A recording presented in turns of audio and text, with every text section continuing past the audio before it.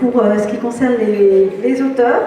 Donc on va démarrer cette table ronde sur la parentalité malheureuse. Il y avait deux titres, hein. Il y avait le titre triste, la parentalité malheureuse, et puis on a voulu apporter un petit peu de légèreté quand même, en donnant un sous-titre, comment être de mauvais parents. Et toutes les trois, vous avez des recettes imparables pour faire de nous de très mauvais parents et être sûr de complètement rater l'éducation de nos enfants. Et ça, je pense que ça intéresse beaucoup de gens de savoir exactement comment, comme tu dis, Hélène, bien foirer l'éducation de nos enfants. Voilà.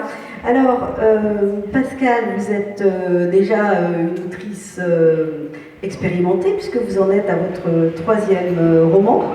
Et nous allons parler d'un roman plus autobiographique, hein, dont la matière est plus intime, qui s'appelle Géographie d'un père, où vous racontez l'abandon que vous avez subi très jeune de la part de votre géniteur, on va dire, qui n'a pas, de votre père.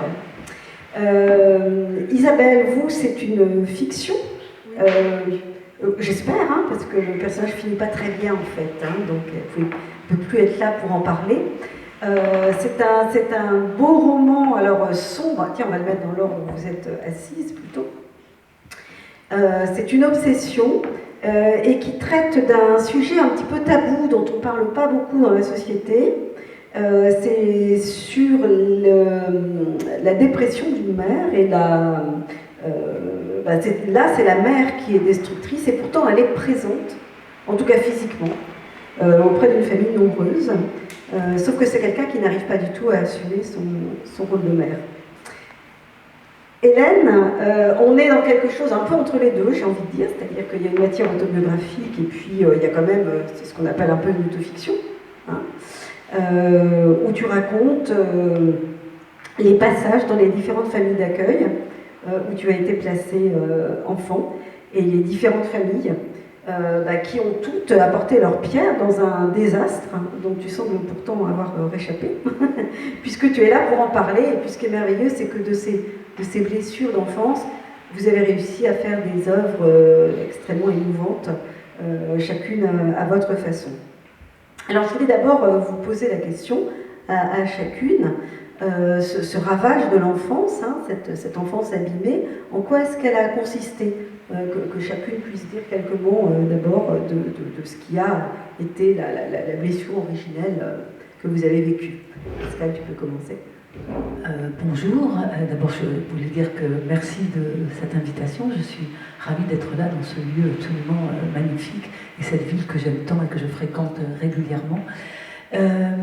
Alors, je vous avoue que quand vous m'avez invité et que vous m'avez indiqué que le titre de cette rencontre était la parentalité malheureuse, je me suis dit ça ne me concerne pas. Parce que effectivement, je parlais avec un confrère tout à l'heure et je disais, moi je suis partie d'un événement qui certes m'est arrivé. Effectivement, j'ai 14 ans, mon père un jour ne vient pas me chercher. Mes parents viennent de divorcer, il a le droit de me voir un week-end sur deux, et un week-end il ne vient pas. Mais les 14 années qui ont précédé ont été des années très heureuses, avec un père très présent, très, très accompagnant. C'est ce qui fait d'ailleurs la spécificité, la singularité de votre livre, c'est qu'on passe du tout au rien.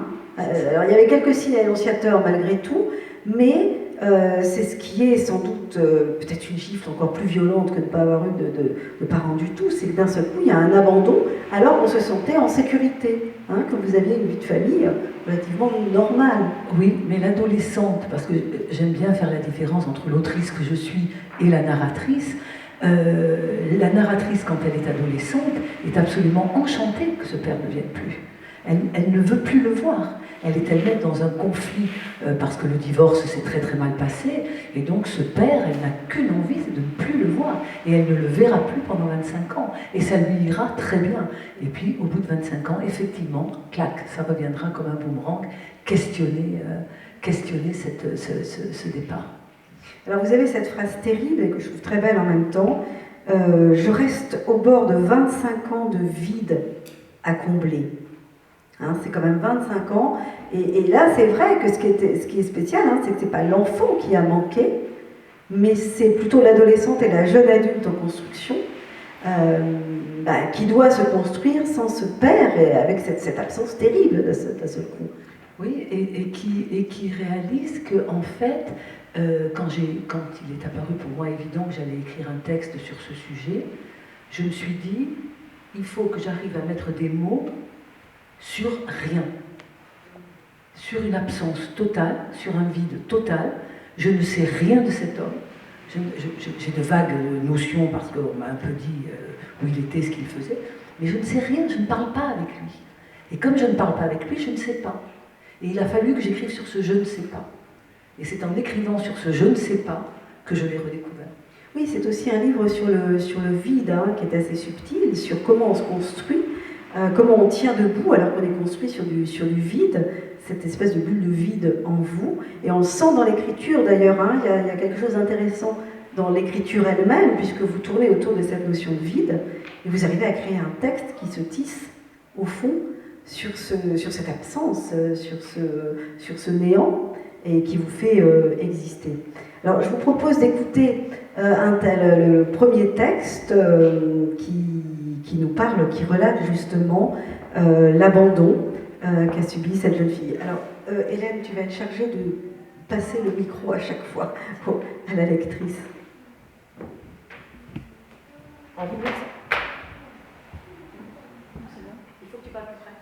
En 1967, codes et règles marquent le monde au profond, avec les notions de bien et de mal, de ce qui se fait et ne se fait pas. Un monde sans télévision, sans téléphone portable.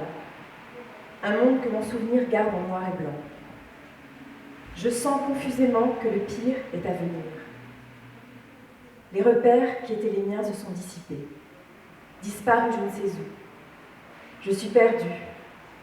Le dimanche soir, vers 22h, n'ayant pas été raccompagnée, ma mère vient me chercher. Je hurle, je tempête que c'est fini. Plus jamais je ne reviendrai chez toi. Tu m'as abandonnée, tu m'as oubliée. Tu as effacé nos 14 ans de vie commune.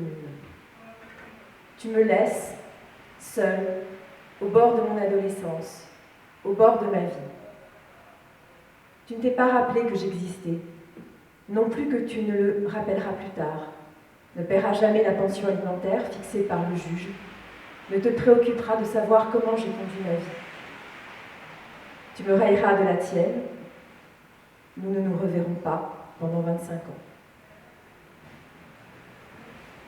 Merci Géraldine. Merci beaucoup, je trouve que vous avez parfaitement bien lu le texte. Merci. Elles ont beaucoup travaillé, hein, je peux vous l'assurer. Mais j'ai pu assister à des lectures qui avaient aussi été très travaillées et qui, hélas, ne me donnaient pas cette impression d'avoir été comprises. Merci beaucoup. Voilà, là on sent vraiment le moment de bascule où, comme vous le dites, elle est au bord de l'adolescence, c'est-à-dire que c'est aussi un moment où on est un peu en crise avec ses parents, on n'a pas forcément envie, et comme vous le dites, elle est finalement assez contente, hein. Elle a une rage qu'elle peut exprimer, et il y a quand même quelque chose de libérateur là-dedans. Ah, pour elle, tout à fait.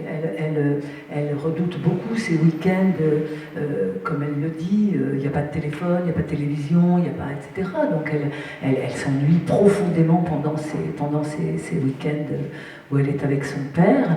Et donc, comme vous le dites très justement, elle vit le fait qu'ils ne soient pas venus la chercher comme une libération, et elle pense qu'elle va pouvoir disposer de son temps, faire ce qu'elle veut, etc. Alors elle n'était pas en crise avec son père ni avec sa mère, c'est pas une adolescente en crise, c'est une adolescente qui a du caractère mais qui n'est pas opposée à ses parents, mais au cours de ce divorce, elle s'oppose à son père, oui, elle s'oppose à son père, pour redécouvrir beaucoup plus tard combien elle l'aimait. Alors, il y a quand même aussi un passage qui est absolument terrible, je trouve, c'est le personnage devient adulte, hein, elle fait sa vie, elle construit sa vie, et elle tombe enceinte, hein, elle se marie, et là elle se dit, le premier bébé, c'est quand même l'occasion de la réconciliation, quand même, avec des parents qui ont pu nous malmener, qu'on n'a pas compris, avec qui il y a eu une forme de divorce. Hein. Et vous avez cette inspiration d'écrire une lettre à votre père pour le prévenir, et en espérant, parce qu'au moment où on fonde une famille, on espère recréer sa propre famille. Alors racontez-nous un petit peu ce qui se passe. Oui, je pense que c'était même pas une question d'espoir. Quand elle écrit la lettre, elle est absolument convaincue que ça va renouer le lien. Comment la venue d'un enfant ne pourrait pas recréer le lien qui a été rompu. Et elle va recevoir une lettre absolument terrible de son père qui en fait va continuer à la rejeter, non pas tant elle que sa mère à travers elle. Et en fait, cet homme ne s'est jamais remis du divorce. Il faut dire qu'on est dans les années 66-67, c'est son épouse, c'est-à-dire la mère, qui a demandé le divorce, qui, tant qu'elle était avec cet homme-là, était considérée comme une sainte, et qui, à partir du moment où elle prend l'initiative de la rupture et de la séparation, devient une personne infréquentable, non fréquentable. Et cette lettre est absolument dévastatrice. Il y a en cet homme une rage qui ne s'est pas apaisée, qui ne s'est pas épuisée. Et la narratrice va déchirer la lettre et repartir pour 25 ans non, pas 25 ans. 25 ans, il lui faudra encore pour écrire le texte, mais pour quelques années, jusqu'à la mort du père, pour effectivement recréer quelque chose. Alors, je reviendrai à vous, on continuera à parler de votre livre, mais je vais aussi passer la parole à Isabelle et à Hélène, en vous reposant la même question. Vous, quelle a été, alors dans une fiction sans doute, mais peut-être, on ne sait pas, inspirée par des faits réels, quelle a été, j'ai envie de dire, l'arme du crime, hein. Comment est-ce que des parents, des adultes qui sont censés être protecteurs, créer un cocon protecteur autour de l'enfant, l'ont finalement détruit? Peut-être Isabelle. Alors, merci également pour cette invitation et aux éditions Amok. Olivier est là. Donc, je remercie pour m'avoir fait confiance pour la publication de ce texte qui effectivement est un petit peu particulier puisque le suspense n'est pas de savoir si cette femme va passer à l'acte, elle le fait dès le départ, donc le postulat est posé, mais en fait de comprendre pourquoi. Alors si vous me demandez pourquoi j'ai écrit ce texte, on entend bien, c'est bon, ouais. Oui. Moi j'ai l'impression qu'on ne vous entend pas tellement bien. Vous entendez au fond? Oui. Pas tellement bien. Augmente un petit peu l'heure, s'il te plaît. Voilà, c'est mieux comme ça. Ouais. Donc pourquoi écrire ce texte? Je trouve que c'est quelque chose qu'on entend de temps en temps aux informations et on est tous unanimes pour le condamner, cette horreur d'une femme qui porte atteinte à la vie de ses enfants. Donc on est tous d'accord. Mais une fois qu'on a posé ça, moi ce qui m'intéressait c'était de comprendre le pourquoi, le cheminement, l'histoire de cette femme, l'histoire de cette mère, l'histoire de l'enfant qu'elle a été et ce qui l'a conduit à commettre l'indicible.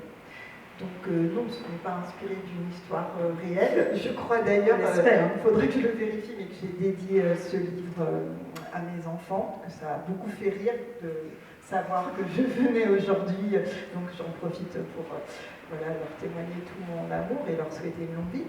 Mais j'ai voulu toucher à ce tabou en fait de la mort de l'enfant et en ayant en tête, vous savez, Marguerite Duras, un barrage contre le Pacifique, lorsqu'elle nomme l'enfant comme étant une calamité. Chez évidemment Annie Ernaux, il y a des choses aussi sur le poids de l'enfant. Et je pense que toute femme, toute mère, à un moment donné, a eu, c'est au moins une fraction de seconde, ce moment de se dire mais qu'aurait été ma vie sans enfant, ce qui ne retire en rien à l'amour, évidemment. Sauf que là, voilà. Oui. Là, effectivement, on sent bien qu'il y a une fiction qui est travaillée. Alors, comment vous est venue cette idée, quand même, de s'attaquer à ce sujet qui n'est pas si courant? C'est en lisant des faits divers? Oui, un fait divers à la radio, effectivement. Oui, il annonce une fois de plus, alors je ne me rappelle plus exactement, c'est un texte qui a été publié en 2020, j'avais dû commencer l'écriture 2 ans plus tôt. Voilà, c'était... Et un fait divers qui revient régulièrement. On n'a pas eu ces derniers temps, peut-être que ça va arriver, mais voilà, c'est de tout temps, de toute époque. Il y a eu des mères qui ont tué leurs enfants. Pourquoi? Quelle que soit la société, quel que soit le contexte de guerre, quel que soit le contexte dans lequel on est. Et en fait, à travers l'acte, paradoxalement, c'est protéger l'enfant de grandir du monde dans lequel il va être. Alors quand on s'était rencontrés la première fois, moi ça m'a frappé, vous avez eu cette phrase, donc c'est un infanticide, hein, elle va tuer ses enfants, et vous avez eu cette phrase incroyable, en fait, elle les protège, elle leur épargne la vie. Et là, c'est vraiment une plongée dans une psychologie évidemment malade, hein, mais il y a cette idée de la preuve d'amour, c'est de les protéger, non pas de la mort, mais de la vie. Oui, voilà, c'est tout le paradoxe, c'est-à-dire que le personnage, Rose, est une jeune femme évidemment torturée, qui a connu un passé douloureux, et pour elle, c'est la seule façon qu'elle a trouvé de casser la reproduction intergénérationnelle à travers la douleur. Et donc, protéger ses enfants, c'est leur permettre d'en finir de suite.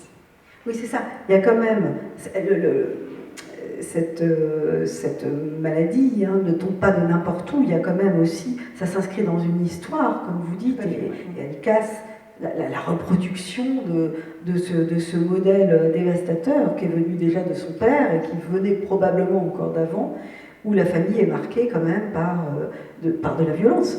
Oui, par de la violence, par des malheurs. Et alors, j'ai pas voulu placer l'histoire dans une ville particulière. J'ai choisi une ville avec un port, une usine. Voilà, j'ai pas nommé. Je ne vis pas à La Rochelle, donc voilà, j'ai voulu un lieu qui à la fois nous est familier en étant dans cette ville ici, mais qui n'est pas forcément. J'ai pas nommé de rue, par exemple, volontairement. J'ai pas non plus nommé d'époque. Alors évidemment, on se doute bien à travers un début de modernisme, à quel moment on peut se placer, mais parce que quelque part il y a une intemporalité dans ce geste-là. Voilà, c'est l'idée. Si vous voulez, on va faire comme pour Pascal, on va lire un extrait. On va lire l'extrait qui s'appelle « Une mère absente ».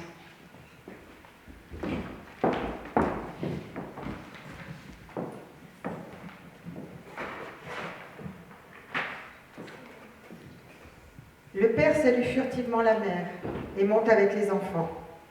Il reste un moment avec eux. Tous se retrouvent dans la chambre bleue, celle des gosses. Entre les 2 blocs de lits à étage, il y a juste un espace étroit avec une chaise sous la fenêtre. Assis sur un des lits, plié en 2 à cause du saunier du dessus, il écoute chacun. L'histoire d'Abel qui a tapé Lily, des grands qui l'ont défendu, de la maîtresse qui a grondé. Chaque gosse raconte. C'est le rituel du soir. À la mère, on ne dit rien. On cache, on dissimule, on tremble qu'elle sache. Même une bille trouvée dans la cour, même un sou dans la rue sur la route du retour, on les fourre au fond de la poche. Ne jamais raconter. Parfois, le père demande « Avec maman, ça va ?» Il est rassurant, le père. « Ça va passer, elle va redevenir comme avant, ça va passer. » Mais les années passent, et ça ne passe pas. À table! La mère attend dans la cuisine, impatiente, agacée, jalouse. C'est prêt, des œufs, du pain. Tu n'as pas fait de course? Non, elle n'est pas sortie. Trop à faire à la maison. Elle montre les piles de linge, le désordre. Le père dit que ce n'est pas grave, il ira demain après l'usine. 3 ans que ça dure. 3 ans que le médecin dit que ça va passer. 3 ans que le père dit que ce n'est pas grave. 3 ans qu'elle est comme ça, la mère. Devant la radio, à attendre toute la journée que les enfants rentrent. 3 ans qu'elle est détraquée. Qu'elle est en apnée quand les gosses ne sont pas là et que la maison est vide. 3 ans qu'elle ne sort plus. Qu'elle garde les yeux ronds. Natacha, serre les autres. Le ton est dur. La mère a perdu la tendresse. Elle n'a plus de gentillesse. Le père regarde simplement la grande et prend le pain. Il le divise et distribue un morceau à chacun. Il sert les œufs aussi. Une part d'omelette trop cuite dans chaque assiette. La mère, elle ne reste pas à table. Elle veut s'occuper du linge. Elle le trie, peste contre les chaussettes toute seule, contre le monceau de culottes. Elle trie pendant un temps infini et elle râle. Les enfants et le père rient à table. Ils ne l'écoutent pas. Chacun s'invente alors un moment de vie ordinaire et y croit. Merci beaucoup Estelle. Alors Isabelle, quand vous entendez votre texte lu, qu'est-ce que ça vous fait ? Il y a toujours de l'émotion. Merci pour cette lecture. À la... Oui, c'est... Merci, oui, voilà, il y a de l'émotion, ouais, on l'entend. Alors, je me tourne vers Hélène maintenant, en posant un peu la même question liminaire. Hélène, comment as-tu été ravagée ? Parce que toi, c'est autobiographique. Alors, pour reprendre ton image de tout à l'heure, de l'arme du crime, déjà, c'est pas la faute de mes parents, qu'on soit bien d'accord, les pauvres. C'était juste deux personnes déséquilibrées, pas très heureuses, qui voulaient des gosses, qui voulaient les garder, puis on leur a pris pour le bien des gamins, mais mes parents, ils voulaient me garder. Voilà. Eux, ils y sont pour rien dans tout ça. Après, je pense que maintenant, en tant qu'adulte, en tout cas, ce qui aura été le plus chiant, j'ai le droit de dire chiant ? Merci. Non, c'est interdit. Tu sais, tu me dois 2 € à chaque fois que tu dis un gros mot, rappelle-toi, Hélène. Et parle plus près du micro. Le plus pénible, donc, c'est vraiment... Donc, en grandissant, vraiment, c'est le truc où... moi, j'ai été maman très tôt aussi, et quand j'ai décidé de garder le bébé, je savais très bien que j'avais pas les armes, les codes, les exemples, les trucs qui faisaient qu'on pouvait être une maman normale. Et du coup, j'ai passé les genre 17 ans et demi à élever ma fille en me disant tout le temps putain, ce que tu fais là, t'es en train de lui créer des traumatismes. Là, tu la nourris pas assez. Là, tu la forces à travailler. Et il n'y avait jamais de moment où je me disais ouais, c'est une façon comme une autre d'élever ta gamine. Enfin, t'avais jamais la paix. Il y avait toujours cette impression que quoi que tu fasses, t'allais lui faire du mal, c'était toujours trop, pas assez. Je pense que ça m'a causé plus de souffrance que ce qu'on a connu quand on était petite avec mes sœurs. Parce que quand on était petite, ça nous faisait marrer. Enfin, il n'y avait pas de conséquences à tout ça. Voilà. D'accord. Bon, là, on est dans une fibre beaucoup plus autobiographique. Ben là, je propose aussi, pour prendre connaissance avec le texte, peut-être de lire le premier texte, où tu es placé dans une famille. Alors, c'est vraiment, c'est ce qu'on se disait hier soir, c'est la famille Groseille. Vous voyez, la vie est un long fleuve tranquille. C'est ce genre de famille où alors les grossièretés volent. Là, il n'y a pas du tout de préoccupation comme toi à chaque geste de se dire je vais te traumatiser. Là, on s'en fiche complètement. On dit n'importe quoi. On peut dire à l'enfant mais t'es moche, t'es grosse, t'es bête. Les insultes volent. Et c'est presque un cirque. Il y a des passages qui sont extrêmement drôles. Bon, vous avez compris que là, on n'est pas dans des sujets particulièrement drôle, et pourtant moi j'ai énormément ri, je riais toute seule dans ton livre, parce qu'il y a des passages où ça devient extrême, et où ça tourne au vaste cirque, où chacun finalement trouve sa place. Et dans cette première famille d'accueil, ce qui était étonnant, c'est que tu dis pas la mère, tu dis la meuf. Hein, c'est la meuf, et le père c'est le type de la meuf, hein, c'est ça ? Ou le mec de la meuf. Je crois que c'est le mec de la meuf. C'est le mec de la meuf, c'est pas le père, c'est le mec de la meuf. Et alors, ils ont des enfants qui sont super bien élevés, comme vous pouvez l'imaginer. Et puis, il faut qu'ils fassent de la place à ces filles-là qu'on a accueillies contre de l'argent, quand même. Hein. C'est quand même l'idée, c'est pas par générosité. Hein. Et là, il y a un passage que j'ai trouvé vraiment emblématique de l'ambiance, c'est le passage des repas, où il y a une première remarque, une première pique qui est lancée à l'un des personnages qui va évidemment surréagir, et puis ça monte comme ça. Et là, on va écouter le texte qui s'appelle les repas où tout vole. Souvent, les dîners étaient l'occasion de sacrés shows. Le fils aîné me détestait et me cherchait souvent. Il voulait m'écraser et se moquer de tout ce que je disais ou de ce qui était dit de mes sœurs ou moi. Je rentrais à chaque fois dans son jeu. Je ne voulais pas laisser passer une insulte fondée sur un mensonge ou une exagération. Finalement, le lien entre lui et ma sœur, ça s'était défait tout seul. Ou bien, le père disait pour la 1000e fois à ma grande sœur qu'elle était trop grosse.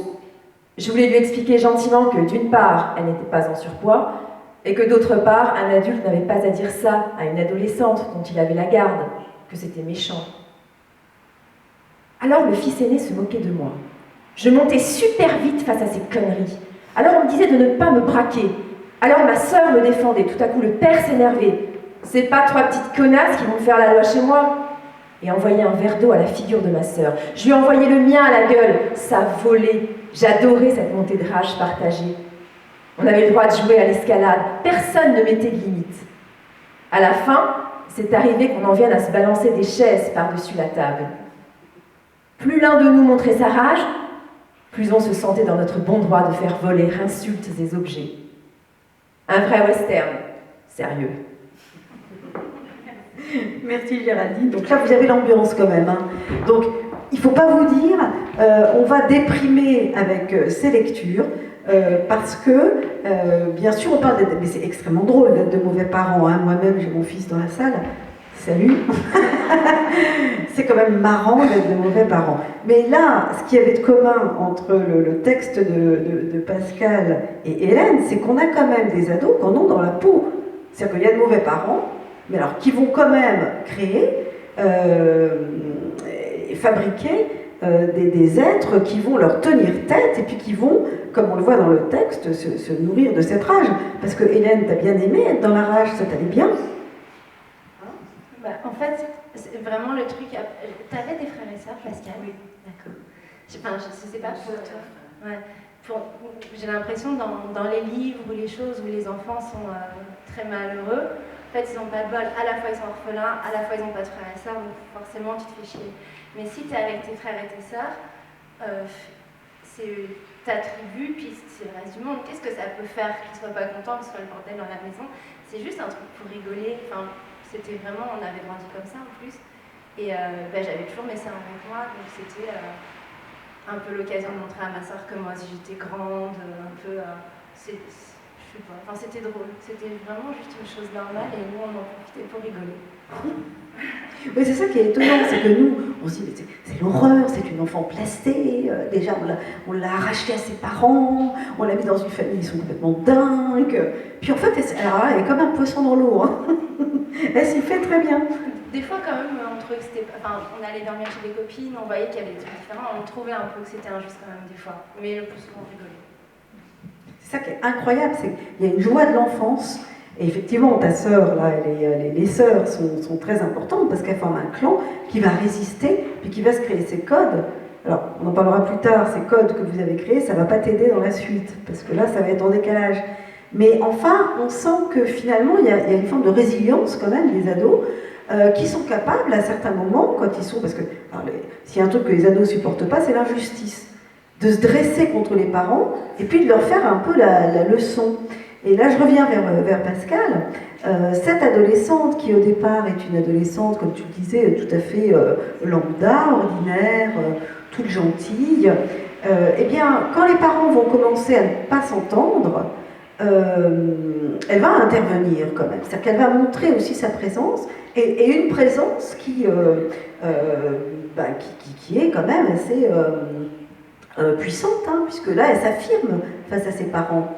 La scène de la cuisine, j'imagine. Oui, c'est ça. Tu permets qu'on lise le texte? Parce que là, je voulais qu'on lise, parce que là, on voit aussi hein, que parfois, ils ont beau avoir 13 ou 14 ans, les enfants comprennent ce qui se passe, ils comprennent le désordre mental, le manque de fiabilité des adultes, et puis ils se dressent contre. J'entre dans la pièce pour faire cesser la dispute, prendre un goûter, voir de quoi il retourne. La haine autant que l'épuisement dans vos yeux me pénètre. Vous avez l'air si fatigués l'un de l'autre, suffisamment pour que je décide de rester. Je ne sais plus quelle phrase tu prononces pour que je me mette à crier ainsi. Criez moi aussi, hurlez que je n'en peux pas arrêter, que cesse la douleur qui depuis des jours m'étreint et dont je ne peux me défaire car toi, tu ne cherches ni ne peux m'en délivrer. Puisque tu en es la cause, pour que ma douleur à moi s'en aille, tu dois partir. Toi, quitter cette maison où je juge que tu n'as plus ta place. C'est ça que je dis, et c'est à ce moment-là que tu me donnes une gifle. Ce n'est pas ce que tu veux, je le lis dans tes yeux. Tu fais un geste vers moi, mais déjà, je tourne le dos. Je te laisse à ton désarroi, ta colère retombée, ta solitude. Je ne sais pas qu'en ne te laissant aucune chance de t'amender, je viens de fabriquer une douleur nouvelle. Une douleur pour moi seule, qui va prendre toute sa dimension quand mon exaspération lui en aura laissé la place. Cette souffrance, à peine née, trop ténue pour que je la mesure, deviendra immense. Elle ne me quittera pas, je l'enfouirai, même longtemps tapie, elle ne fera qu'attendre son heure pour ressurgir. Une douleur comme un virus apparemment guéri, qui ne demande qu'à réapparaître à l'occasion d'une blessure nouvelle. Je ne sais rien du sentiment d'inachèvement qui s'installe à cet instant. Je fuis. Je ne te laisse aucune possibilité de m'apaiser, de m'expliquer. Suis-je donc si terrifiante, du haut de mon arrogante adolescence, pour que tu restes sans voix ? Merci. Merci Véronique. Alors, est-ce que ce moment qui est stupéfiant hein, pour l'adolescence sage est un moment où tout bascule et où l'histoire change et... Oui, c'est certainement un moment où tout bascule, en tout cas suffisamment pour que la narratrice s'en fasse l'écho. Et je trouve que dans cette scène, si je peux me permettre d'analyser mon propre texte, qui est un peu présomptueux, je vous l'accorde, l'adolescente, là, elle arrive dans la pièce, les parents sont en train de se disputer, ils ont l'air épuisés, hagards, et elle intervient parce qu'effectivement, elle a beaucoup de personnalité, donc elle dit que ça suffit, qu'elle veut que ça passe, etc. Et en même temps, elle se rend compte que, par exemple, quand son père lui donne cette gifle, qui est la seule de sa vie qu'il lui donnera, parce que ce n'est absolument pas un homme violent, elle aura le temps de lire dans le regard de cet homme un désarroi complet. Et elle verra retomber sa colère. Mais à l'adolescence, on est souvent très théâtral. Enfin, peut-être que l'adulte serait resté dans la pièce et aurait essayé de comprendre. Mais l'adolescente s'en va, claque la porte, enfin, etc. Et c'est après, quand elle se remémore cette scène, qu'elle revoit qu'en fait, dans ce tout petit espace, où si elle était restée, quelque chose aurait changé entre son père et elle, comme elle n'est pas restée, ça a basculé. Oui, c'est ça, c'est vraiment, c'était le sens de ma question, c'est un point de bascule, on a le sentiment qu'effectivement, il se serait passé n'importe quoi d'autre à cet instant, peut-être que l'histoire aurait pris un cours différent, tout était encore possible, mais ce geste, surtout dans la mesure où vous le soulignez, et il n'est pas habituel chez le père, hein, c'est tout à fait extraordinaire, fait changer l'histoire de cours. Hein. C'est-à-dire que là, il y a vraiment une cassure dans la communication entre le père et son enfant. Et en fait, c'est tout à fait ça. Et en fait, je pense que la narratrice, quand elle écrit le texte 35 ans plus tard, 35 ans après, 45 ans même, c'est en se remémorant, puisqu'on parlait du vide tout à l'heure, c'est en se remémorant ces instants dont je redis à quel point ils sont ténus, qu'elle se rend compte que c'est là que venait se nicher l'amour. Mais elle ne l'a pas vu à ce moment-là. Donc il lui faudra 40 ans pour le retrouver. Et elle le retrouvera par l'écriture.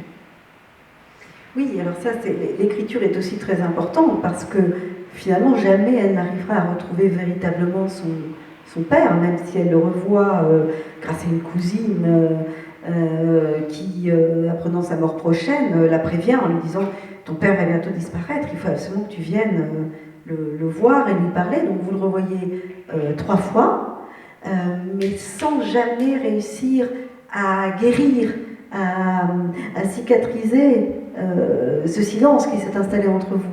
D'abord, je crois que pour ça, il aurait fallu qu'elle le voie seule. Or, elle ne le voit pas seule. Elle vient, elle aussi, comme disait Isabelle, avec ses propres enfants pour lesquels elle a un amour absolument incommensurable. Et donc elle vient lui montrer qu'envers et contre tout, elle a créé une famille. Elle vient avec son mari, le père de ses enfants et ses enfants. Ça, c'est la première fois. La deuxième fois, elle vient, elle le revoit, je ne sais plus très bien d'ailleurs dans quelles conditions. Mais qui dort. Oui, c'est ça. Mais oui, c'est ça. Elle est endormie. C'est ça. Il est surtout en train de mourir. C'est ça, en fait. Parce que la troisième fois, c'est pour ça que d'où mon hésitation. En fait, elle vient pour l'enterrement. Donc elle ne le voit pas puisqu'elle ne le verra même pas dans son cercueil. Elle l'attendra dans l'église. Donc la deuxième fois, c'est ça. Et alors là, par contre, elle est seule avec lui. Elle est à côté de lui, elle est à côté du lit, elle est assise. Il est probablement inconscient. Et là, il ne se dit rien. Mais néanmoins, dans ce silence, tout ce qui n'a pas été dit et qui fait aussi cette relation d'amour émerge. Et je crois que c'est dans ce silence, dans cette pénombre, cet homme très élégant qui repose avec ses grandes mains très amaigries, puisqu'il est mort de maladie, très amaigries, c'est dans ce moment-là qu'elle s'apaise, elle, je crois, définitivement. Et étrangement, la réconciliation ne peut se faire que par le silence. Oui, et une présence l'un à l'autre, vous êtes l'un à côté de l'autre, là il n'y a plus rien à se dire, puisque votre père est plus ou moins dans un état comateux, mais il y a cette réconciliation in extremis qui se joue uniquement dans la présence. Et là il n'y a plus de mots à dire. Tout est dit. Tout est dit, tout est... Tout ce qui n'a pas été dit n'a plus besoin d'être dit. Parce que ça va au-delà. Les mots et la pensée et les sentiments sont, même pour moi qui écris, au-delà des mots. Mais il faudra quand même 20 ans ou 25 ans plus tard que j'écrive ce livre. Oui. Est-ce qu'aujourd'hui vous pouvez dire que vous avez pardonné? Parce qu'il y a beaucoup de colère aussi au début, hein, quand vous racontez cet abandon, pour vous c'est l'injustice totale, c'est incompréhensible. Alors moi je ne peux pas parler de pardon parce que je ne suis pas croyante. Donc le pardon pour moi est une notion avec laquelle je ne sais pas faire, je ne dis pas que je ne sais pas faire. En revanche, j'ai compris cet homme, j'ai questionné à nouveau son histoire, et je crois qu'il y a une scène qui revient d'ailleurs, qui est la scène devant la photo de communion, où la narratrice est face à la photo de ce très très bel enfant. Je voulais la mettre dans le livre d'ailleurs, parce que je me disais, il faut que les lecteurs et lectrices voient que la narratrice ne raconte pas n'importe quoi. Il est vraiment d'une beauté exceptionnelle. Et elle écrit, elle regarde cette photo, et il y a une espèce de vertige là, avec le temps qui passe, puisqu'elle est adulte, même sacrément adulte, elle est mère de très jeunes adultes, mais d'adultes, et elle regarde la photo d'un enfant et elle essaie de comprendre ce que cet enfant était et ce qu'il pensait qu'il allait devenir. Et elle le sait ce qu'il est devenu, mais lui n'est plus là pour en parler. Enfin, une espèce comme ça de vertige que je trouvais, qui m'a beaucoup fascinée. Et donc, non, la narratrice n'a pas pardonné parce qu'elle n'avait pas à le faire, mais elle a compris et elle est en paix avec elle dit ben voilà, c'est l'histoire d'un homme, il a fait comme il a pu, et puis elle a fait comme elle a pu, et puis allons-y quoi, allons-y. Oui, on a quand même l'impression que l'écriture vous a permis une forme de réparation. Ah, ça c'est sûr. Et d'apaisement. C'est-à-dire le fait, alors peut-être pas de pardonner, mais disons d'accepter au moins ce qu'a été ce destin, ce qu'a été la décision de votre père, et puis qui vous a permis, vous, de vous construire. Mais tout à fait. Alors là, je suis entièrement d'accord avec ça, et je pense que l'écriture a des vertus thérapeutiques qu'il ne faut pas nier. On n'écrit pas par hasard. Moi, je suis absolument convaincue, enfin là, nous en sommes des exemples, mais qu'on n'écrit pas ex nihilo. D'ailleurs, vous avez cité Marguerite Duras, vous avez cité Annie Ernaux, je vais ajouter Virginia Woolf, Chloé Delhomme, et on va voir qu'on est dans le même monde. Mais oui, l'écriture, pourquoi on écrit, pourquoi, enfin c'est une question que j'imagine qu'on vous a posée et qu'on nous pose, pourquoi écrivez-vous? Ben parce qu'on ne peut pas faire autrement, parce que c'est une nécessité, parce que moi quand je l'écris dans le livre, d'ailleurs, je crois que c'est aussi une réflexion sur l'écriture, comment écrire, pourquoi écrire. Et à un moment donné, je suis face à une de mes deux filles et je lui dis, prochain texte, ça sera sur mon père.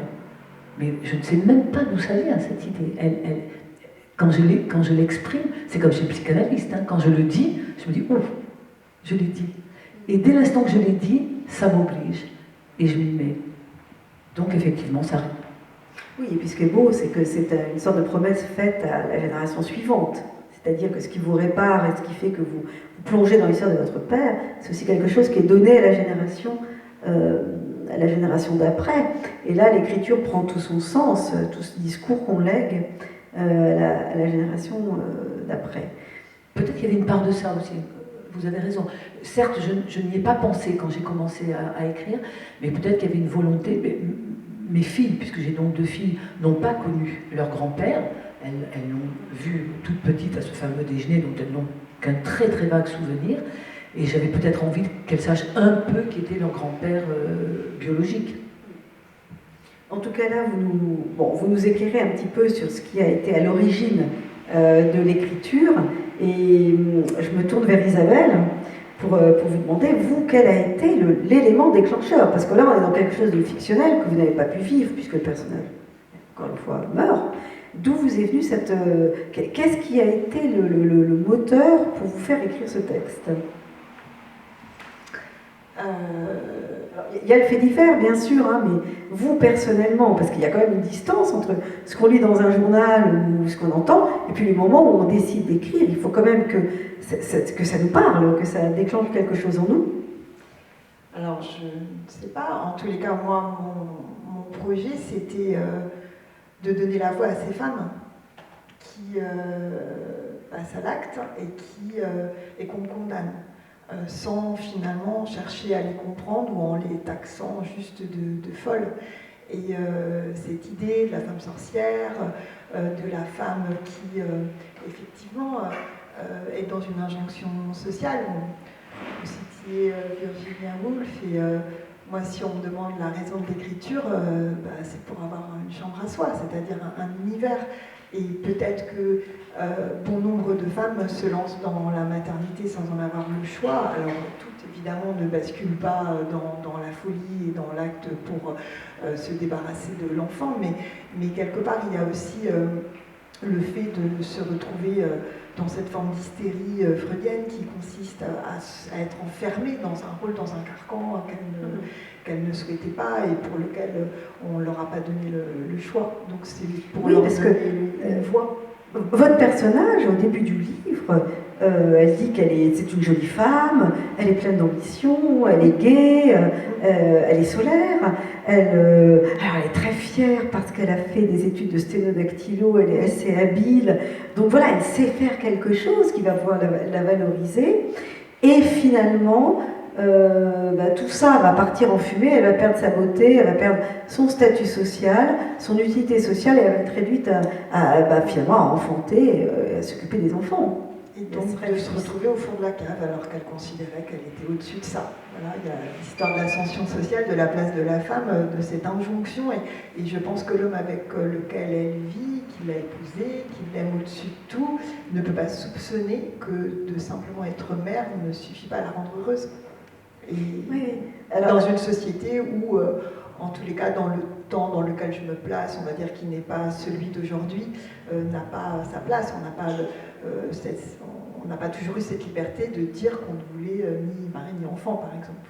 Aujourd'hui, c'est quelque chose de plus énorme. Alors, il y a quelque chose d'étonnant dans votre roman qui interpelle aussi, c'est que c'est presque le père qui est paternel dans l'histoire. Il y a beaucoup, avec MeToo, etc., on a beaucoup condamné les hommes, en disant, oh là là, tous des pervers narcissiques. Un peu, il y a cette idée. Mais là, c'est pourtant le père qui, face au désarroi de la mère, face à cette débâcle, va assumer le rôle et le faire par amour. Donc là, on a aussi un portrait d'homme en creux qui est très beau, d'un homme qui a qui continue à aimer cette femme, même si elle devient laide, elle se néglige totalement, elle devient agressive, absente, et jamais il lâchera. Là, c'est vraiment l'inverse de votre père à vous, parce que c'est lui qui a tenu le fort. Hein. Oui, je pense que le père, dans cette histoire-là, en tous les cas, cherche tant que se peut à combler le vide et à tenir les deux rôles. Il y arrive, mais il n'a pas soupçonné à ce point la détresse de la mère et du coup, effectivement, tout chavire. Oui, il ne peut pas imaginer que c'en est à ce point-là. Parce qu'il y a quand même un maintien des apparences, on l'a vu dans le passage qui a été lu tout à l'heure, où c'est lui qui amène la vie. Quand il rentre du travail, il voit les enfants, et puis ces enfants qui n'ont pas parlé à leur mère, là ils peuvent parler, ils peuvent jouer, ils peuvent rire, en dehors du regard de la mère. Oui, c'est ça, il maintient le lien, et puis on se dit que ça ne va pas durer, que la mère, elle va retrouver la vie d'avant, qu'elle va reprendre conscience que finalement c'est que une sorte de dépression postpartum. Ce qu'on appelle le postpartum, le petit vide après, après le petit dernier. Alors j'aurais bien voulu qu'on lise, il y a un passage qui est absolument terrible, qui est peut-être inspiré de Duras d'ailleurs, hein, enfin, du mot sur les enfants qui sont des calamités, et où elle décrit justement, c'est assez dur d'entendre ça, mais le dégoût profond qu'elle a pour ses enfants. De sa mère, Rose avait hérité du dégoût des enfants qu'elle tenait elle-même de sa propre mère.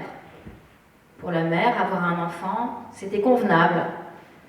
Mais en avoir plusieurs, une calamité, un fléau, une erreur, un malheur, une saleté. La mère de Rose était elle-même l'aînée de 5 frères et sœurs, et elle a toujours entendu sa propre mère maudire le mari de lui avoir fait autant de mioches. Alors, elle a reproduit, et Rose aussi, sans trop se demander pourquoi il ne fallait pas avoir trop d'enfants. Une sorte de réflexe collectif inconscient, d'absurdité qu'on n'explique pas vraiment. Un héritage féminin dans une famille abrutie par l'alcool, la bêtise et les fausses certitudes. À chaque grossesse, Rose a fait comme la mère. Elle a continué de fumer et de boire. Elle mangeait peu, la hantise de grossir, d'être déformée, de s'empâter. Elle valait mieux que ça, elle avait un travail, avait fait dactylo et connaissait la sténo. Elle méritait mieux que de devenir grosse, entourée de morveux. Flasque. Aux 3 premiers, elle faisait des abdominaux sur le lit de l'hôpital pour effacer les stigmates de la grossesse, pour gommer vite toute trace de l'enfant sur son corps. À la naissance de Lily, elle est juste restée courbée sur son lit. Elle ne voulait plus rien. À chaque fois, elle refusait d'être photographiée avec le nouveau-né. Après la naissance du 2e, elle a quitté l'usine. Travailler avec 2 enfants, c'était trop compliqué. Pierre avait fait des comptes. Le salaire qu'elle apportait serait entièrement englouti par une nourrice. Alors, à quoi bon ? Rose s'est enfermée chez elle et elle a compté les autres mois de grossesse. Paul, Lily. Elle était ensevelie par tous ses gosses, à dormir dans la chambre où le père l'avait si souvent tripotée.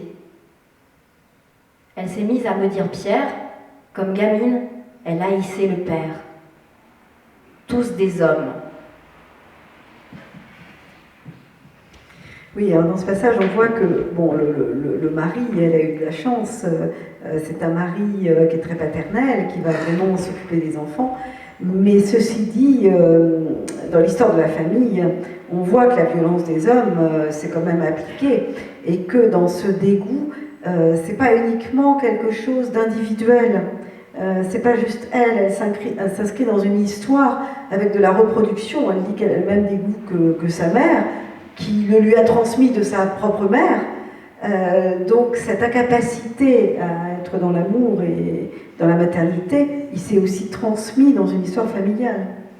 Oui, je pense que c'est commun. Le poids de l'enfant, c'est quelque chose d'assez commun dans le milieu ouvrier.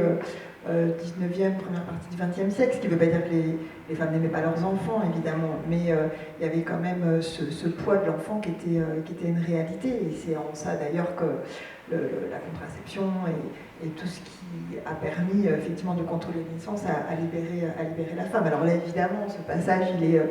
Bon, j'en souris parce que voilà, on est quasiment dans quelque chose qui est caricatural, mais parce que pour comprendre ce qui a poussé cette femme à agir, il faut aller jusqu'au bout dans l'aspect de colère et voire d'absurde. Et cette femme n'a pas de limite dans la douleur qu'elle ressent, elle n'a pas de filtre. Et elle mélange à la fois ce qu'elle a subi et ce qu'elle ne veut pas que ses enfants subissent. Et la seule façon pour elle qu'ils y échappent, c'est effectivement que tout s'arrête. On ne veut pas divulgacher, alors je dis plus spoiler, hein, à cause de la rencontre de vendredi dernier où je me suis fait taper sur les doigts en disant voilà. Oui, il est encore là. Il est là. Et voilà. T'as vu, hein, je dis divulgacher maintenant, la femme. Alors, il y a ces mères, cette mère que tu décris qui est tout à fait inapte, hein, qui est ravagée par la névrose, mais finalement, et là c'est quand même assez désespérant, je me tourne vers toi Hélène, bon, cette première famille, vous avez compris où elle a été placée, où ça délire complètement, les services sociaux vont intervenir et vont de nouveau vous sauver de cette folie furieuse, qui pourtant t'allait assez bien, hein, tu rigolais bien. Et là, tu es placée dans une autre famille. Et là, ça sera plus la meuf, ça sera la mère et les enfants avec des majuscules, et ce qu'on appelle des majuscules de majesté. Et là, tu arrives dans une famille parfaite, où tu vas avoir un petit peu de mal à trouver ta place. Alors, comment elle est, cette famille parfaite? Alors, déjà, c'était une famille où tu dois jamais rien prendre, enfin, tu prends jamais, mais parce que pour toi, c'est naturel, un truc qui pourrait faire défaut à quelqu'un parce que tu t'es permis 30 secondes d'égoïsme, c'est non. Donc, juste, tout le monde faisait ça, tout le monde marchait sur des œufs, tout le monde était vraiment très gentil à te demander ce que tu avais fait de ta journée. Et en fait, mais pour eux, c'était normal de faire des compliments, même des fois un peu trop. Tu sens quand quelqu'un te fait des compliments pour te valoriser, pour que tu te sentes bien, et tu vas dire, mais ta gueule, enfin, tu crois que je te vois pas venir? Et tu avais vraiment, dès qu'il faisait quelque chose comme ça, c'était du... Tu sentais qu'il y avait un truc de bienséance, de c'est comme ça qu'on fait, et tout ça. Mais moi, j'arrivais pas du tout à savoir ce qui était sincère, ce qui était fait parce qu'il fallait le faire. Des fois, à table, il faut prendre la parole, sinon t'es pas poli. Puis si tu parles trop, t'es pas poli. Mais vraiment, putain, je captais pas ce qu'on attendait de nous. Enfin, les gens, ils ont grandi comme ça, d'accord, c'est des règles normales. Mais là, tu pouvais pas savoir ce qui était des règles des gens, et ce qui était ce qui était naturel, ce qui était sincère. Et ça donnait vraiment l'impression d'une famille très unie. Il n'y avait jamais de dispute, parce que les disputes, c'était pas à table, c'était dans la chambre après le déjeuner. Et tout se passait vraiment, c'était bien rythmé, il y avait une jolie petite musique qui organisait tout, c'était poli et tout ça. Et moi, j'arrivais avec mes gros sabots, mes frangines et tout, on était là, et vraiment, ça rentrait pas, on rentrait pas dans la maison, quoi, c'est pas possible. Voilà. Oui, c'est ce qui est terrible, c'est que dans la première famille, c'est la folie furieuse, où voilà, les chaises volent, tout le monde s'insulte, c'est ça la normalité. Puis d'un seul coup, il y a une famille qui paraît normale aux services sociaux, et là, ça va plus du tout. Parce qu'effectivement, t'as pas les codes, t'es en décalage complet. Et il y a ce sentiment de pas comprendre ces codes, qui sont ceux, et puis de ne pas comprendre effectivement ce qui est vrai et ce qui est faux. Parce qu'au moins dans l'autre famille, où tout le monde s'insultait, quand on disait t'es grosse, t'es moche, ben, on le pensait vraiment, vous voyez, c'était complètement sincère. Alors que là, il faut tout décoder, et c'est une langue étrangère en fait pour toi. Hein. T'es dans un espèce de pays parfait, mais dont tu ne parles pas la langue. Voilà. Alors je voulais qu'on lise, il y a le passage là sur la famille parfaite, où on voit justement ce décalage. Oui, c'est ça. J'ai fini par digérer tout ça avec une demi-tonne de Xanax. J'ai découvert la planche à voile, j'ai fait ma confirmation. Tout ce qu'on m'a proposé, je suis rentrée dedans. Je prouvais que j'étais un bon investissement. J'adhérais à tout. J'étais polie, discrète. Je mourrais de remords si ma chambre n'était pas rangée. Je me suis repliée en 14 pour coller à leurs habitudes, refaire mon éducation avec leurs valeurs. Ma volonté ou mes anciennes colères avaient disparu. Je mangeais équilibré, car il le faut, pour honorer la famille de pêcheurs et agriculteurs qui nous fournissaient plein de trucs. Je ne fumais plus qu'en cachette, et avec la certitude qu'avant le cancer, ce serait la honte qui me tuerait. Je ne me plaignais jamais du manque de ma sœur. Je jurais que je ne souffrais pas. Malgré mes efforts, je ne suis jamais à la hauteur. J'oublie de rendre ou nettoyer un truc. La mère me signale que les enfants, eux, en avaient toujours eu quelque chose à foutre. Moi, je ne sais pas comment avoir un comportement responsable. Je vois bien que je suis décevante, mais il y a toujours un truc qui me trahit. À chaque fois, je me sens plus incapable de choper le bon train en marche. Les efforts de la mère pour m'intégrer au truc me font culpabiliser, car elle a déjà beaucoup de travail, et clairement, ces règles de famille, je ne vais pas y arriver. Merci Estelle. Ouais, il y a vraiment ce je ne vais pas y arriver. Et c'est marrant parce que Pascal, tu m'as soufflé une remarque et tu as vraiment rejoint la question que j'avais posée à Hélène. On a finalement l'impression qu'il y a plus de violence dans cette deuxième famille parfaite que dans la première de dingue. Déjà, il y avait plus de violence chez moi, ça j'ai oublié de dire tout à l'heure, mais dans la première famille d'accueil, si on me faisait un truc de travers, je pouvais gueuler. Donc tu ne gardes pas là, c'est... voilà. Et en fait, dans ma deuxième famille d'accueil, là, la dernière,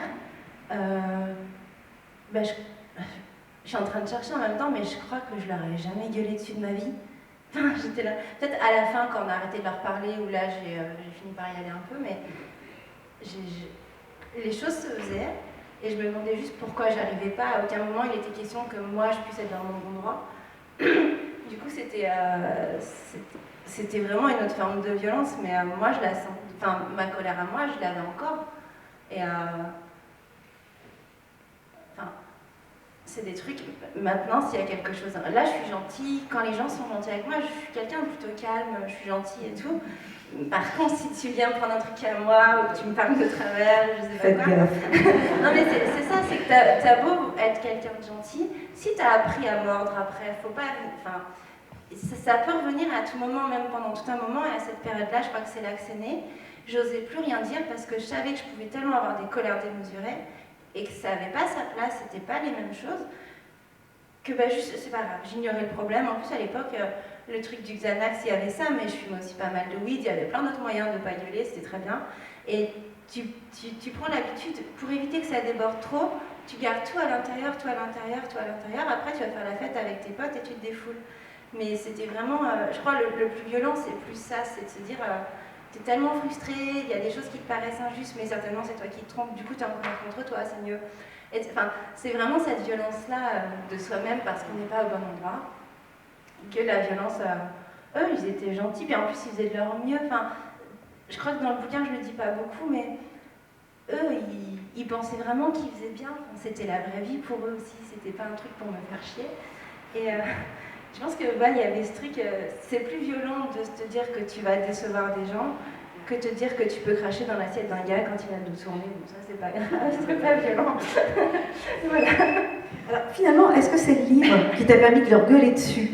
Là, tu te dis, moi j'aurais jamais gueulé dessus. Est-ce que c'est l'écriture de livre qui t'a permis de sortir un peu tout ce que tu avais sur le cœur et aussi de guérir? On parlait de toute évidence, hein, il y a un aspect thérapeutique, comme tu disais Pascal tout à l'heure, il y a de la guérison. Est-ce que c'est le livre? Ça gueule quand même pas mal dans le livre. Hein. S'ils le lisent, enfin, ils ne doivent pas se sentir super bien. Est-ce que ça t'a permis de leur gueuler dessus? Je sais pas. En fait, un peu avant d'écrire, je leur avais fait une lettre à eux, que je n'ai pas envoyée bien sûr, mais qui m'a fait du bien. Le livre, on dirait pas comme ça, mais c'est plus une déclaration d'amour à ma sœur qu'un truc de colère contre d'autres personnes. Des fois, je me dis, s'ils le lisent, j'espère que ça va bien leur péter les pieds. J'espère un petit peu, et puis des fois, j'imagine les discussions qu'on pourrait avoir, ou des choses où on pourrait en discuter, mais d'adulte à adulte. Maintenant, je vais avoir 40 ans, j'ai une fille, je suis mariée. Les règles de ma famille, c'est les règles de chez nous. C'est des règles normales, et moi, je suis normale. Et j'aimerais bien qu'à un moment, alors j'ai pas envie de le faire vraiment, hein, mais ça serait marrant quand même, qu'à un moment on puisse échanger vraiment avec Zeko sur... parce que eux ils pensaient juste les réglos dans leur truc à eux, donc c'est peut-être pas de s'engueuler, mais plus de parler. Non, je préfère pas. Mais juste, ça serait bien d'échanger d'adulte à adulte là-dessus, sans s'engueuler justement. Oui, on voit que le ton quand même, hein, alors malheureusement pas dans ton livre qui est une fiction, qui est aussi resserré sur un événement dramatique, mais on voit quand même que le ton et le fait de devenir adulte permet aussi de penser certaines plaies, peut-être pas de les oublier, peut-être pas d'oublier la blessure, mais de cicatriser, de refermer quand même, de se réconcilier quand même, hein, parce que c'est l'idée, c'est de ne pas être en colère contre son destin et de lui faire place. Oui, je crois effectivement que le temps fait son œuvre et qu'on fait son œuvre avec le temps, qu'on réfléchit ou pas à ce qui s'est passé, mais à un moment donné, moi, peut-être un petit peu moins chez Isabelle, parce que c'est un livre de fiction, encore que moi je suis intimement convaincue qu'on n'écrit pas ex nihilo, donc voilà, de ce qu'on dit et ce qu'on ne dit pas. Je crois que les gens qui écrivent, qui peignent, qui ont une dimension artistique, sont extrêmement observateurs, voire observateurs malgré eux. Tout à l'heure, je racontais ce regard du père que la narratrice n'a pas voulu considérer. C'est rien à l'échelle d'une vie, mais c'est une fraction de seconde. Et pourtant, elle va reconstruire de l'amour là-dessus. Donc, je crois qu'on emmagasine, et je pense qu'Isabelle en est un bon exemple, entre ces deux familles totalement atypiques. Et c'est vrai que tu as parlé des groseilles, mais moi j'y pense tout à fait. Enfin, ce film qu'on a tous... je pense qu'on l'a tous vu dans la salle. C'est vrai que c'est absolument hallucinant, ces deux familles. Et je pense qu'il y avait plus d'amour dans la première famille, plus de manière d'exprimer ses sentiments de façon totalement désinhibée. Et il y avait beaucoup d'inhibition dans la deuxième famille qui croyait effectivement certainement très bien faire et qui en réalité pétrifiait les enfants dans des codes inacceptables en fait. Moi j'ai connu une famille comme ça, donc je vois à peu près. Juste plus de sincérité, je pense, mais vraiment pas plus d'amour. Ouais. Non, il n'y avait pas, vraiment il n'y avait pas du tout. C'était pas leur truc. Les deuxièmes, ils voulaient, le but c'était quand même ça, mais vraiment notre première famille, ils nous détestaient, et puis c'était comme ça. C'était très bien, mais il n'y avait pas d'amour. Non, moi c'était dit. C'était sincère. Oui, voilà. Il y avait plus de sincérité. Ouais. Alors par contre, dans ton livre, Hélène, là où il y a de l'amour, c'est effectivement envers ta sœur. Et on a l'impression que la toute jeune fille que tu es, hein, dès que tu as 11-12 ans à peu près, le fait d'avoir ta sœur qui est encore plus en difficulté que toi, parce qu'elle a une fragilité mentale, t'oblige à occuper la place des parents. Et à devenir, j'avais envie de te poser la question sur finalement, tu as été mère très tôt, parce que t'as pas été la sœur de ta sœur, tu as été la mère de ta sœur, au fond. Et là, il y a aussi quelque chose dans ton livre qui est complètement fou, c'est que la parentalité n'est pas là où elle doit être. La vraie mère de ta sœur, c'est toi, au fond. Et je voulais te demander, finalement, qu'est-ce que ça fait d'avoir été mère, et puis maintenant tu es mère véritablement d'une enfant, mais qu'est-ce que tu en penses de ce rôle que tu as dû assumer alors que tu étais encore enfant? Alors, deux choses. Déjà, moi je ne m'en rendais pas compte, encore une fois, c'était juste... Pardon, désolée tout le monde. Je ne me rendais pas compte du tout que je faisais ça. J'avais juste une petite sœur qui était traitée injustement, donc je faisais... je piquais des trucs pour qu'elle ait des récompenses quand elle ait des bonnes notes ou des choses comme ça. Mais je piquais des trucs pour nourrir mon chat. C'était juste... tu fais, quoi. J'avais vraiment zéro recul là-dessus, je pense. Et puis il y a un truc aussi, alors je sais pas, je pense que tout le monde fait ça quand t'es enfant et que t'as peur du noir, et que t'as plein de peluches et des poupées qui dorment avec toi. Si tu les protèges, eux, des trucs qui te font peur, t'es tellement occupé à les mettre bien au chaud, à les protéger, que toi t'as même plus peur, t'es passé à autre chose. Et c'est un peu la même chose, je pense que peut-être de m'occuper de ma sœur, ça me faisait penser à autre chose, j'étais pas en train de subir des trucs. Mais ça t'a fait exister. Moi, je pense que tu t'es beaucoup, enfin, en lisant ton livre, j'ai eu le sentiment que ça a été aussi une forme de résilience. Tu ne pouvais pas lâcher parce qu'il y avait ta sœur. Ouais, ça c'est vrai. Et maintenant, on est un peu en train de sortir de ça, parce que ça va mieux, parce que machin. C'est quand même tout un boulot quand tu as passé les 30 ans à t'occuper d'une personne dans une relation très précise, de reprendre tes vies pour les mettre différemment, etc. Ma sœur, elle m'a connue que très disponible pour elle, très protectrice envers elle, très ouais, en fait, maternelle avec elle, etc. Et donc encore une fois, c'est un truc que moi j'avais pas capté quand je le faisais. C'est ma psy qui m'a dit après oui, mais en fait quand même vous êtes un peu la maman de votre soeur, mais tiens, j'aurais pu être psy. Je vais t'envoyer ma facture. C'est exactement ce que j'ai dit. Je t'enverrai 70 €. Allez, c'est parti. Et en fait, ouais, on se rendait pas compte de ça. Et au moment où tu en prends conscience, t'as le droit d'en sortir. Et c'est un petit peu difficile finalement. Pour elle plus que... Non, pour les deux. Pour les deux, c'est un peu difficile. On a gardé une relation qui est basée sur quelque chose de fusionnel, où on a toutes les deux besoin de reprendre nos vies, de prendre des nouveaux repères. Et c'est douloureux pour tout le monde, quoi. C'est comme ça. Enfin, je suis pas sûre que ça aurait pu se passer dans la douceur uniquement. En plus, pas quand on nous connaît, ma sœur et moi. Alors, dans vos 3 récits, dans les 3 livres, il y a la réflexion sur la parentalité, sur ces parents destructeurs, chacun à leur façon bien spécifique. Hein, ils ont chacun leur patte artistique pour détruire les autres. Et puis il y a le rapport à l'adolescent aussi. Et là, je me tournais vers toi parce que, Isabelle, l'un des enfants, enfin l'aîné de la famille, il y a quelque chose qui fait basculer la mère. C'est quand la fille aînée devient elle-même jeune fille. Et là, c'est insupportable pour la mère, ce moment-là. Et je me souviens du passage, notamment, où, alors que la jeune fille commence à avoir un peu de poitrine, elle lui bande les seins de façon très violente pour cacher justement la poitrine naissante et pour qu'elle reste une enfant. Alors, est-ce que dans ton roman, c'est difficile pour la mère d'accepter justement que ses enfants ne soient plus ses enfants et qu'ils prennent leur envol? Oui, c'est ça. Les enfants lui échappent au fur et à mesure qu'ils grandissent, et puis l'aîné, c'est une fille, donc on est là dans la reproduction de ce qui lui fait très peur, qu'elle a pu subir elle-même, et elle se trompe de colère, c'est-à-dire que alors qu'elle voit chez sa fille une victime potentielle, elle cache en fait les artifices qui pourraient faire d'elle une victime, donc il faut la maintenir dans l'enfance la plus longtemps possible.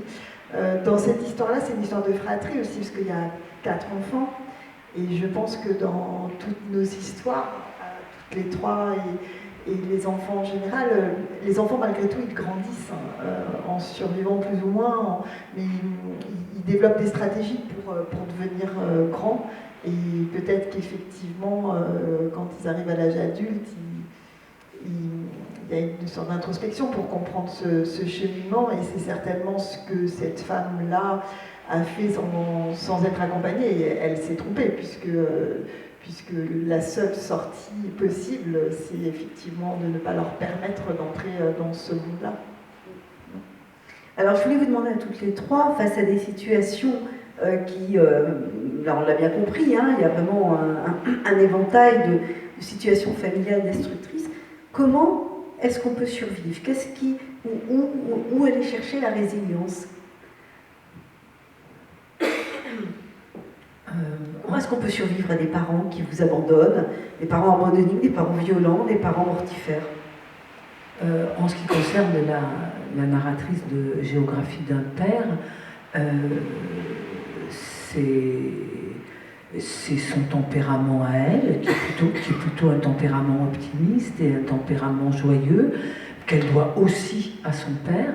Et puis il y a la mère, qui est une femme puissante, qui est une femme protectrice, qui est une femme très féministe, qui va éduquer sa fille dans ce sens, qui va lui dire qu'elle a de la valeur, et plus le fait que c'est plutôt une très bonne élève, voilà, et puis qui va être très fière d'être la seule fille du lycée qui est fille de parents divorcés, qui va traîner ça qui va porter ça comme un étendard jusqu'à ce que ça lui revienne en boomerang là encore et qu'elle se dise que finalement c'est pas si drôle que ça, mais ça il faudra des dizaines d'années pour le réaliser. Ça va lui donner la force de construire une famille envers et contre tout. Et donc je crois que pour cette narratrice-là, c'est cela, c'est que dans un couple parental, il y a le père, il y a la mère, il y a la mère et la mère, il y a le père et le père, parce que les couples parentaux peuvent être divers, mais on en parlera tout à l'heure d'ailleurs. Oui, j'ai cru comprendre. De le mot parentalité, on parlera de ça aussi, hein, une autre façon d'être parent. Absolument, absolument, qui est très intéressante aujourd'hui et qui me concerne, j'aurai peut-être l'occasion de le dire. Et voilà, donc pour ce qui concerne cette narratrice-là, je crois que c'est la réponse que je peux faire. Merci Pascal. Alors, bon, Isabelle, évidemment, toi, tes personnages, il y a eu ils ne s'en sont pas sortis, c'est-à-dire qu'ils ont, pour les raisons de la fiction aussi, été ils ont dû subir ce destin tragique. Sauf un, effectivement, il y en a un qui réchappe. Et je voulais te demander, finalement, pourquoi as-tu fait le choix d'en épargner un? Pourquoi ce choix narratif? Parce que le point de départ de mon histoire, le fait divers, c'était ce qui s'est passé. Des enfants de la fratrie a voulu sauver les autres et n'y est pas parvenu. Et je me suis demandé comment on pouvait grandir comme ça, en n'ayant pas pu sauver ses frères et sœurs. Voilà, ça pour le coup c'est un fait divers. Mais c'était donc le point de départ, ce que j'ai voulu préserver dans cette vraie histoire. Après, comment on grandit par rapport à ce qu'on a vécu dans son enfance, l'évasion, la lecture, une chambre à soi, l'écriture, enfin, sinon on écrit. Et toi, Hélène? Alors, pareil qu'Isabelle, la lecture, déjà. Et après, toujours avoir ses sœurs. Enfin, en plus, après, moi j'ai toujours eu mes sœurs avec moi. Après, à un moment, ma grande sœur est morte, mais j'avais toujours des meilleures copines. Et je crois que sans mes copines, j'aurais pas fait grand-chose. Et même au mariage avec Dan, nos invités, c'était nos enfants et nos meilleurs amis, point. Et je crois que c'est vraiment de s'entourer de personnes qui t'aiment vraiment, qui t'aiment très fort. Et puis qui rigolent bien. Enfin, il ne faut pas que ce soit des gens qui prennent les choses plus au sérieux que toi, sinon ça fait un peu rabat-joie et t'as pas besoin de ça. Donc, oui, alors je voulais terminer là-dessus, j'avais un petit peu oublié. Moi, j'ai beaucoup ri. Alors vous avez compris que c'est la catastrophe du côté d'Hélène, c'est vraiment une survivante. Et je riais en lisant son livre. Alors je vous donne des titres, juste petite amuse-bouche, des titres de chapitres. Une famille en or, casting. C'était un de ces titres. Ou alors les Thénardier Revival. L'éternel, ça recommence. Ou alors début bordélique. Vous voyez, c'est quand même l'esprit. C'est-à-dire que ce qui est incroyable, et c'était peut-être aussi une réponse à la question que je te souffle, finalement l'humour, la dérision que tu as par rapport à tout ça, la distance, et puis le fait d'en rire, parce que je vous assure que c'est drôle, le fait d'en rire, c'est peut-être aussi une façon de prendre de la distance et puis d'exister autrement. Ouais, et aussi, en fait, même quand on était très jeunes, genre au collège, mes copines savaient que c'était pas normal ce que je leur racontais, mais je leur racontais, je les faisais marrer en fait. C'était mon petit moment de gloire à la récré, j'avais 5 minutes où je débutais toutes les conneries qu'on m'avait dit, je les retournais d'une manière un peu cool, et c'était moi la star. Et si t'as pas des amis qui rigolent de tout, bah ça, ça marche pas très bien. Je crois que c'est vraiment ce truc, si tu peux pas en rigoler, je vois pas comment tu fais. Ou alors tu es vraiment fatigué quoi. Enfin, mais juste, ouais c'est ça, c'est avoir des amis, une vraie meute. Il faut vraiment avoir une vraie meute et des gens qui sont un peu sur le même terrain que toi pour communiquer. Donc moi je préfère en rigoler et mes copines en ont toujours rigolé avec moi. En fait. Ouais, donc finalement, voilà, s'entourer des bonnes personnes, et ce qui est quand même, bon, rassurant, alors je sais pas pour toi Isabelle, il faudra peut-être écrire la suite, mais c'est qu'on se rend compte quand même que même ravagés, même avec les pires parents du monde, eh bien, l'être qui devrait être détruit, parce qu'on a quand même tout fait pour, s'en sort. Et s'en sort bien parce qu'il crée des liens d'amour. Et ça, c'est extraordinaire. C'est un peu comme voir une plante, il ne reste plus qu'un petit sarment de vigne tout desséché, et puis ça repart, et on se dit, la force de vie et d'amour sauve. Il y a quand même... En t'écoutant, je me dis, les pires parents du monde, mais Hélène nous a dit, mes parents, moi, ils nous aimaient, ils voulaient nous garder. Donc il y a ça aussi qui fonde Hélène. Enfin, on ne se connaît pas, mais je me dis, ses parents, cet amour-là. La narratrice de géographie, elle a été profondément aimée par ce père. Et ce socle d'amour qui certes a disparu à un moment donné pour une raison que j'ignore te concernant et que je sais pour moi, ce socle d'amour, il était là, quoi. Et je pense que ça fonde l'être. Alors après, on s'en sort comme on peut, on parle l'humour pour ce qui concerne Hélène, je sais pas, le personnage d'Isabelle. Enfin, peut-être un tome 2.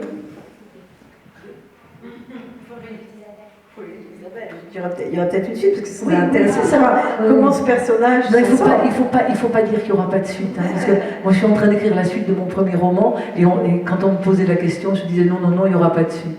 Donc ça nous rattrape aussi parfois. Après, Pascal, excuse-moi, juste un truc que j'ai oublié de dire qui peut modifier ce que tu dis légèrement, c'est que j'ai su que mes deux parents m'aimaient il n'y a pas longtemps parce qu'on a retrouvé mon père il y a 3 ans et on nous a dit pendant jusqu'à mes 35-36 ans que lui il était parti, qu'il avait fait les 3 gamines et qu'il était parti. Et mon père m'a dit « Ah non, mais je voulais pas partir, c'est ta grand-mère qui m'a mis dehors, machin. » Mon père qui est à Strasbourg, coucou les Strasbourg.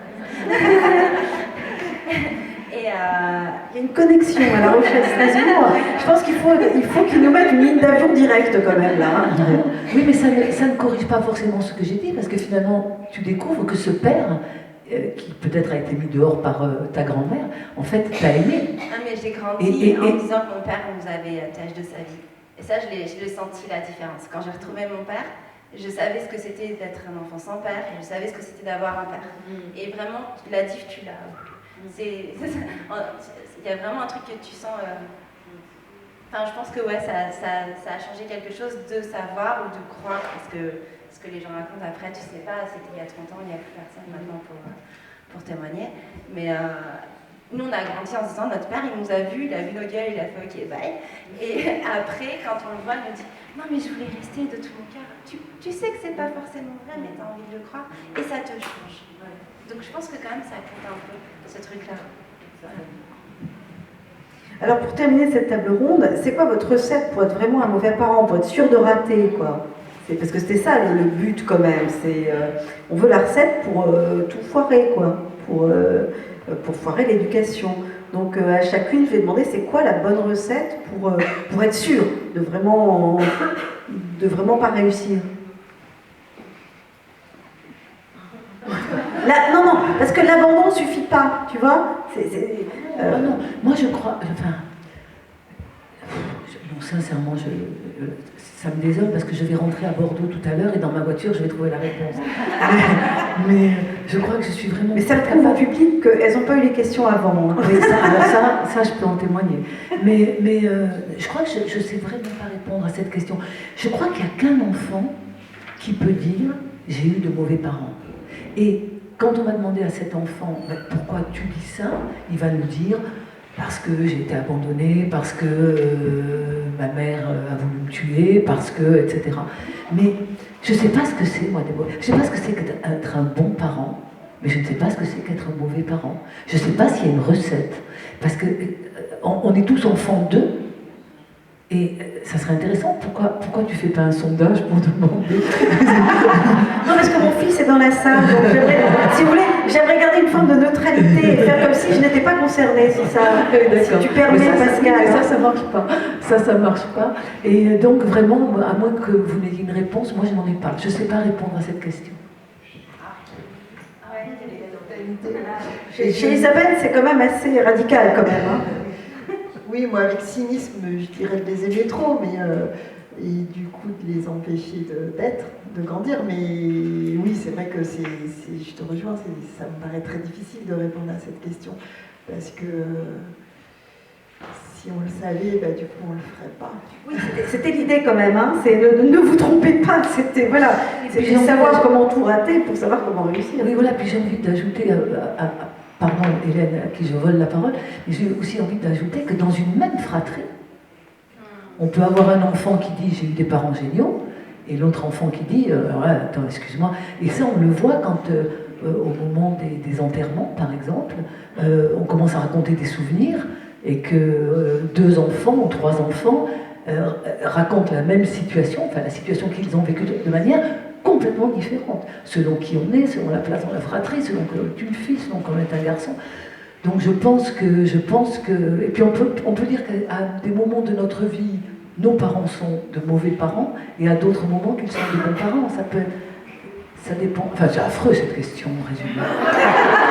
Oui, j'avais pour but de vous mettre extrêmement mal à l'aise. Parce que c'est trop facile. Non, c'est pas intéressant pour le public quand les gens sont à l'aise et disent des trucs intelligents. Ce qui est marrant, c'est de les balancer dans une marmite d'huile bouillante et de les regarder se débattre. Hein. C'est ça qui est passionnant.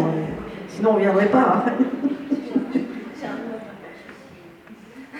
Pour Hélène, alors, c'est quoi la recette du foirage total? Alors, ça doit être une recette parmi pas mal de recettes. Je ne dis pas que je suis la seule professionnelle dans le domaine, mais c'est toute une question de mental.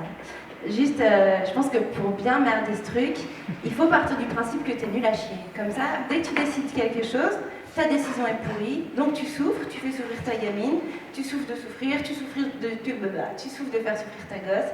Et en fait, après, tout le monde est mal, donc ça, c'est une bonne réussite. Je trouve. Ouais.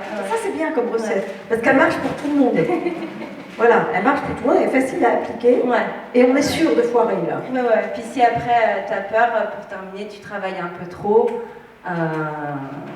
tu travailles un peu trop, puis tu fumes des pétards quand tu t'énerves, comme ça tu feras pas ta gosse. Voilà. Oui, c'est bien, ça me paraît bien. J'ai jamais tapé ma fille, ok. Bon, alors, est-ce que dans le public, il y aurait des questions à Pascal, Hélène ou Isabelle? Alors, ce que je vous propose, c'est de flâner un petit peu le long du stand de Calligramme. Les 3 autrices seront ici pour des dédicaces. Vous avez un petit moment en tête-à-tête avec elles où elles pourront un petit peu, justement, peut-être vous donner des recettes plus précises. Hein.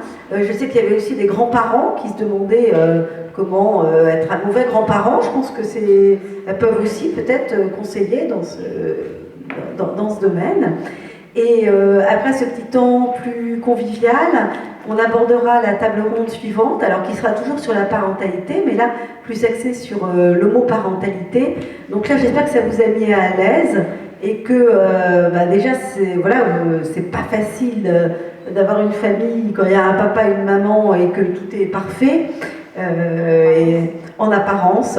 Et là, on abordera justement une autre façon d'être parent d'ici quelques minutes. Voilà, vous pouvez vous dérouiller les jambes.